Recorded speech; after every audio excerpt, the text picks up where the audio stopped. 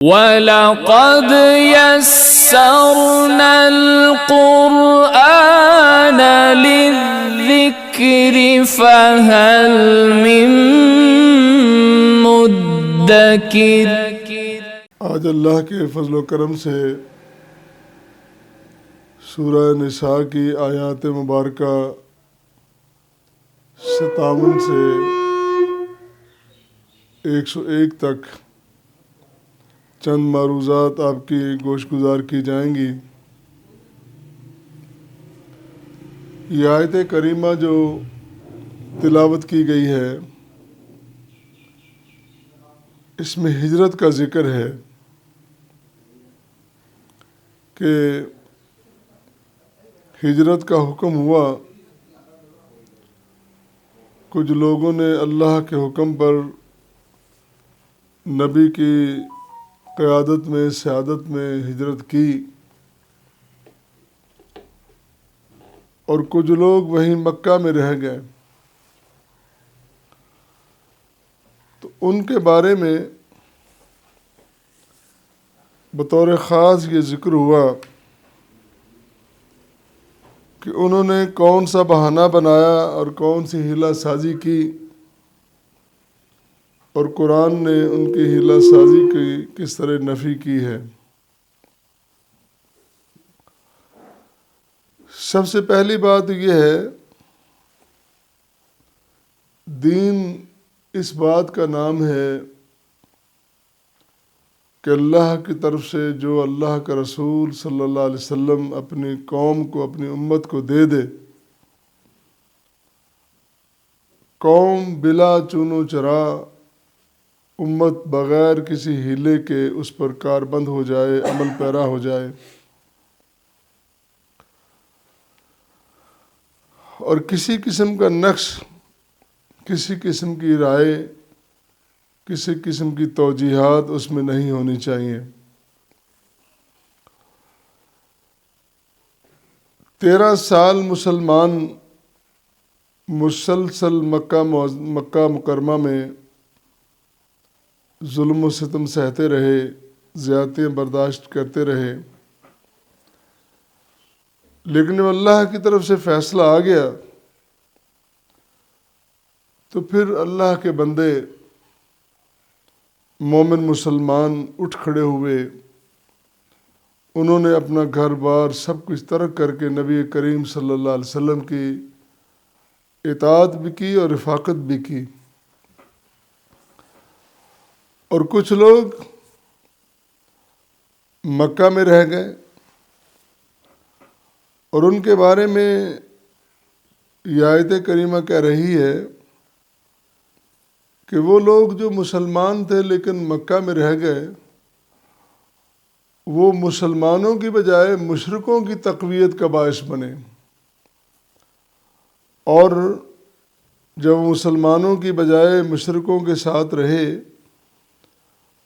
تو پھر اگر ان کے ساتھ وہ میدان جنگ تک بھی آن پہنچے تو اگر قتل ہو گئے تو ان کا ٹھکانہ بہت برا اسی طرح ہوگا جس طرح مشرکوں کا اور کافروں کا ہے۔ جس طرح قرآن کہہ رہا ہے کہ ان الذین توفاہم الملائکہ ظالمی انفسہم، کہ وہ لوگ جن کی جان فرشتوں نے نکالی وہ اپنے آپ پر ظلم کرنے والے ہیں، وہ ظالم ہیں اپنے نفسوں پر، اپنی جانوں پر۔ اسی طرح امام ضحاک کا قول ہے، وہ کہتے ہیں کہ وہ لوگ جو مسلمانوں کے ساتھ نکلنے کی بجائے مکہ میں ہی رہ گئے اور مشرکوں کا انہوں نے ساتھ دیا یہاں تک کہ وہ بدر تک آن پہنچے، تو وہ اگر قتل ہو گئے ہیں تو ان کا کوئی بہانہ نہیں سنا جانے والا۔ وہ کس طرح کہہ سکتے ہیں کہ ہم معذور ہیں، کمزور ہیں؟ جس طرح قرآن کہتا ہے، ان کو ملائکہ نے کہا فیما کنتم، تم کس مخمصے میں تھے، تمہیں کیا وجہ بنی کہ تم نکلے نہیں؟ تو وہ کہتے ہیں کننا مستضعفین فی الارض، ہم تو کمزور تھے اس لیے نہیں نکل سکے۔ جواب آیا الم تکن ارض اللہ واسعہ، اگر تم کمزور تھے تو یہ جو زمین اللہ کی اتنی وسیع زمین ہے، اس زمین میں تمہیں کچھ نہ ملا نکلنے کے لیے، تم کیوں نہ نکلے آگے؟ یہ تمہارا بہانہ، تمہارا ہیلا بالکل بے وزن اور بے بنیاد ہے، تمہیں چاہیے تھا کہ تم نکلتے۔ اور یاد رکھو اللہ تعالیٰ نے ملائکہ کی، فرشتوں کی ڈیوٹی لگا رکھی ہے، وہ روحیں قبض کرتے ہیں، وہ جانیں نکالتے ہیں، وہ موت کی وادی میں لے جاتے ہیں اللہ کے حکم سے۔ جس طرح اس آیت میں ہے توفاہم الملائکہ، ان کی جانیں نکالی فرشتوں نے۔ پہلی بات تو یہ کوئی فرشتے، جو فرشتے متعین ہے یا جو فرشتہ متعین ہے، وہ اپنی مرضی سے کوئی کام نہیں کر رہا، اللہ کی طرف سے اس کی ڈیوٹی ہے۔ وہ اللہ الذی خلق الموت والحیات، جس نے زندگی پیدا کی اور موت پیدا کی ہے،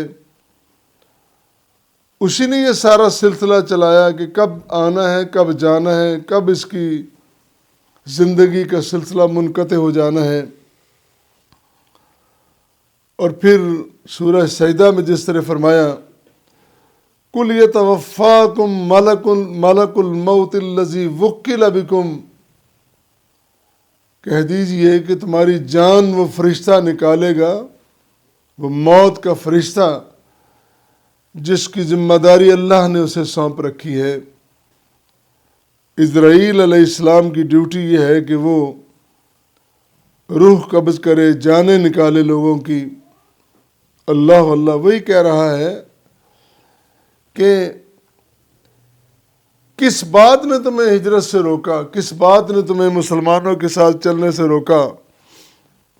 وہ کہتے کہ ہم کمزور تھے۔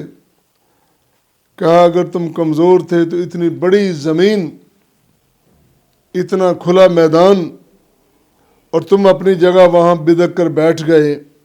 اللہ پھر یہاں ایک اور بڑی سمجھنے والی بات اس آیت کریمہ میں کہا کہ ظالمی انفسہم، اپنی جانوں پر ظلم کرنے والے۔ ظلم کیا ہے؟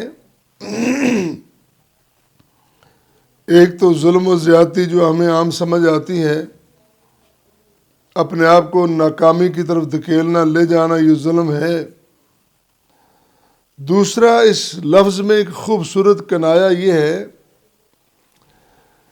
کہ جب ایک شخص مسلمان ہو گیا تو وہ مسلمانوں کے ساتھ ہجرت کرنے کے بجائے مشرکوں کے ساتھ رہ گیا، تو مشرکوں کے ساتھ رہنا بھی ظلم ہے، شرک بھی ظلم ہے، اور مشرک کے ساتھ رہنا بھی ظلم ہے۔ جس طرح حضرت لقمان نے اپنے بیٹے کو کہا ان الشرک لظلم عظیم، بیٹے شرک نہ کرنا، یہ بہت بڑا ظلم ہے۔ اسی طرح یہ ایک بہت بڑا یہاں پہ کنایا، جس طرح حدیث بھی ہے، رسول کریم صلی اللہ علیہ وسلم نے فرمایا من جامع المشرک وسکن معہ فإنہ مثلہ، جس نے ایک مشرک کی سنگت اور معیت اختیار کی، اس کا ساتھ اختیار کیا، وہ سکن معہ، اور اس کے ساتھ رہنے لگا، گویا اس نے مشرک کی معیت میں شرک کیا ہے، فَإِنَّهُ مثل، وہ بھی اسی طرح ہے۔ تو یہاں تذکرہ تو اسی ہجرت کا ہو رہا ہے جو ہجرت مکہ سے مدینہ کی طرف ہوئی، لیکن آج بھی یہ اصول موجود ہے، ایک شخص مسلمان ہو جاتا ہے، وہ وادی مومن و مسلمانوں کی وادی نہیں ہے، اسے اپنا علاقہ چھوڑنا پڑتا ہے دین کے لیے۔ تو جب وہ دین کے لیے نیت کر کے نکلے گا، اسی طرح اس کو اجر و ثواب ملے گا جس طرح ہجرت کا اجر و ثواب ہوتا ہے۔ اور یہ بہت بڑی قربانی ہے۔ ایک بندہ سفر کرتا ہے کہ میں دنیا کا مال کماؤں، دنیا اکٹھی کر لوں، ظاہر ہے وسائل چاہیے دنیا میں رہنے کے لیے۔ سفر کرنا ہجرت کاروبار کے لیے کوئی غلط کام نہیں ہے، اچھی بات ہے، لیکن ایک بندہ صرف اسی لیے ہجرت کرے کہ میرا دین، میرا ایمان محفوظ نہیں، میرے بچوں کا حیا، ان کی شرم محفوظ نہیں، میرے خاندان کا وقار محفوظ نہیں، تو میں ایسے ہی دنیا میں ایسے علاقے میں جا بسوں جہاں پہ دین ہو۔ یہ بھی ایک بہت بڑی قربانی ہے، اور اس کی اجازت ہمیں قرآن اسلام دیتا ہے۔